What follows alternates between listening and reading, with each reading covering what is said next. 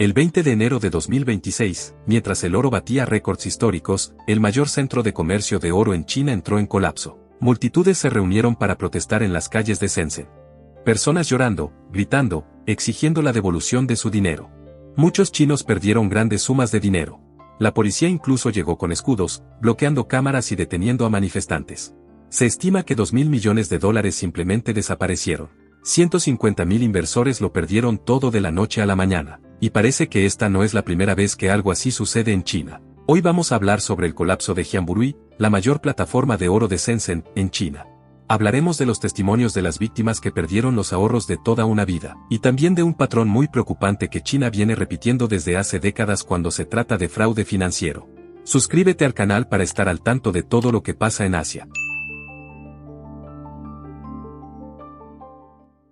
Esta historia comienza en Suibei, un distrito de Shenzhen, que es el mayor centro de comercio de oro y joyas de China. Para que entiendas la magnitud de esto, este es uno de los mayores hubs de oro del mundo. Prácticamente todo el oro que circula en China pasa por allí en algún momento. El 20 de enero de 2026, los precios del oro en Londres se dispararon. Este aumento atrajo a mucha gente que quería ganar dinero con el oro, y fue ahí cuando todo empezó a salir mal. La plataforma de Jianburui, también conocida como JWR, era uno de los principales actores de este mercado dentro de China. Y de repente, los usuarios ya no podían retirar su dinero. El oro que habían comprado a través de la plataforma se volvió imposible de retirar. La empresa implementó límites ridículos. Solo $70 por día o 1 gramo de oro. Incluso el día anterior, la empresa había utilizado un truco de tasa cero para convencer a los consumidores de enviar sus materiales de oro por correo. Básicamente, fue una última jugada para conseguir mucho más dinero antes de que todo colapsara. Una carta pública difundida en las redes sociales afirmaba que esta joyería estaba involucrada en una estafa de más de 10.000 millones de yuanes, afectando a unas 150.000 familias. Cientos de víctimas de toda China se reunieron en la oficina de la empresa para intentar defender sus derechos, y la situación se volvió caótica. Y según los testimonios, la mayoría de las personas afectadas y que perdieron dinero aquí son amas de casa, trabajadores de clase media y también muchos ancianos. Gente común que confió sus ahorros a esta empresa. Un señor chino dijo que invirtió 60.000 yuanes en oro a finales de diciembre de 2025, y el 20 de enero descubrió que ya no podía retirar su dinero. En ese momento, el dueño de Jianburui publicó en las redes sociales diciendo que no había ningún problema.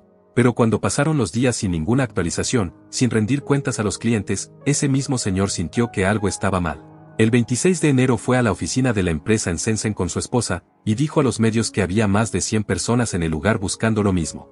También existe el caso de un inversor de Henan que puso más de $5.000 en la plataforma. Él envió 2 solicitudes de rescate por separado, y la empresa las fue negando, intentando rechazarlas y tratando de convencerlo de retirar montos mucho menores. Otra víctima dijo tener más de $50.000 en efectivo, 5 gramos de oro y 1.000 gramos de plata en su cuenta. Y solo podía retirar $2.000, menos del 10% de sus inversiones totales. Las manifestaciones empeoraron. Los manifestantes gritaban cosas como, «devuélveme mi dinero». También hubo manifestaciones en línea, reclamando por las 150.000 personas que tuvieron pérdidas. Desde ancianos de 70 u 80 años, hasta estudiantes que aún pueden estar en la escuela. Sin contar el gran número de amas de casa, e incluso personas con hijos recién nacidos. Todo el mundo confió en esta empresa, enviaron su oro a ella o depositaron dinero y compraron oro en la misma plataforma. Pero parece que ahora no hay mucho que hacer, aparte de esperar para ver qué va a hacer el gobierno. ¿Pero cómo funcionaba este esquema? Hay un montón de testimonios que hablan sobre esto, y voy a intentar explicarte más o menos cómo funcionaba. La plataforma, o la empresa, decía ofrecer algo llamado negociación con precio fijo. Parecía algo muy seguro. Las personas pagaban un depósito de más o menos $4, así que parecía un negocio bastante tranquilo. Pero no era eso lo que ocurría por debajo de la mesa. En la práctica, y según algunos testimonios, parece que ocultaban un cierto tipo de apuesta relacionada con el precio del oro. Algo que tiene muchísima regulación en China y que es bastante complicado de hacer. Y fingían que eso era solo una recompra de oro físico. La plataforma apostaba a que el precio del oro iba a caer para ganar dinero. Cuando el precio subió, trasladaron las pérdidas a los usuarios usando reglas injustas.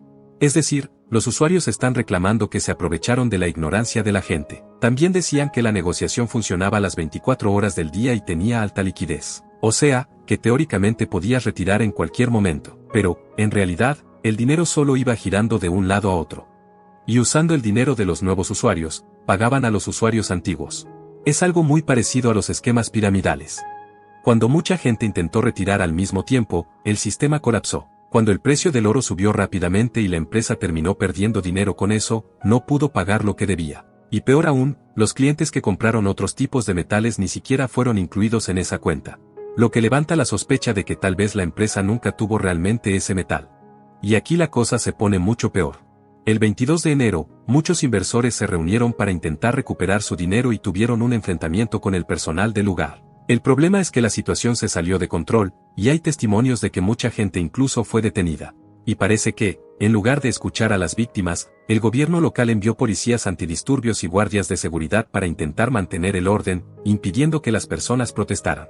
Muchos manifestantes sufrieron abusos, según los relatos, y quienes lideraban las protestas aparentemente fueron arrestados. Y esta es la parte más indignante de la historia.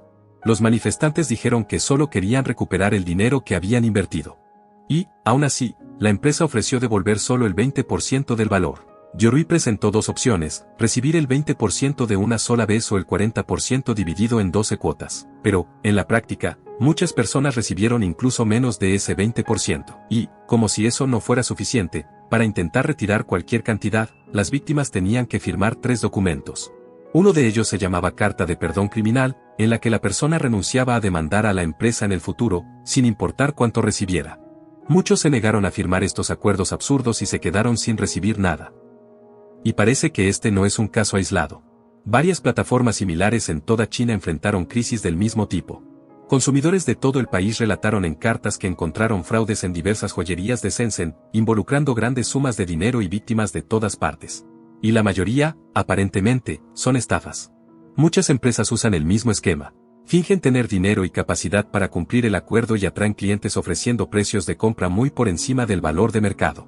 Después de recibir las mercancías o el dinero, comienzan a retrasar los pagos con excusas como mantenimiento del sistema, límites de retiro o problemas financieros, y al final terminan desapareciendo con todo. Cuando esto sucede, los llamados planes de pago solo sirven para que las empresas ganen tiempo. Algunas limitan los retiros a montos ridículos por día, otras ofrecen devolver el dinero en cuotas y con descuento. En fin, esto ocurre con cierta frecuencia. Pero, ¿por qué estos esquemas están apareciendo tanto ahora? La respuesta está en el precio de los metales preciosos. El enorme aumento en el precio del oro hizo que muchos inversores chinos corrieran hacia este mercado. Con eso, varias empresas no aguantaron la presión, quebraron y mucha gente perdió dinero. El 28 de enero, el oro superó los $5.200 por onza en el mercado internacional. Y eso es un récord histórico.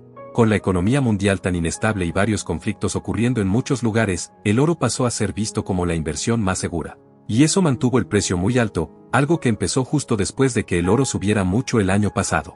Tienes bancos de países enteros comprando oro para reducir la dependencia del dólar, también tienes las tarifas del gobierno de Trump, y cada vez más, naciones buscando inversiones consideradas seguras en medio de estas crisis internacionales. La plata también entró en el radar de los inversores en China. Mucha gente empezó a comprar este activo, pero, al igual que con el oro, varias empresas deshonestas se aprovecharon de la situación y desaparecieron con el dinero de mucha gente. Piensa en esas familias que estaban guardando los ahorros de toda una vida, ancianos de 70 u 80 años que lo perdieron todo, mujeres embarazadas que invirtieron pensando en el futuro de sus hijos, gente que confió aquí sus ahorros. Y parece que no es solo otro caso aislado. ¿Cómo se va a resolver esto? Todavía no lo sabemos muy bien. Y lamentablemente, casos así van a seguir ocurriendo y mucha gente va a seguir cayendo en estas cosas. Pero bueno, ¿qué opinas tú? ¿Crees que las personas que pusieron dinero ahí también tienen responsabilidad? ¿Crees que toda la culpa es de la empresa que estafó a los consumidores? Deja tu comentario abajo, vamos a seguir hablando de esto en los comentarios. Muchas gracias por ver hasta aquí y nos vemos en el próximo video.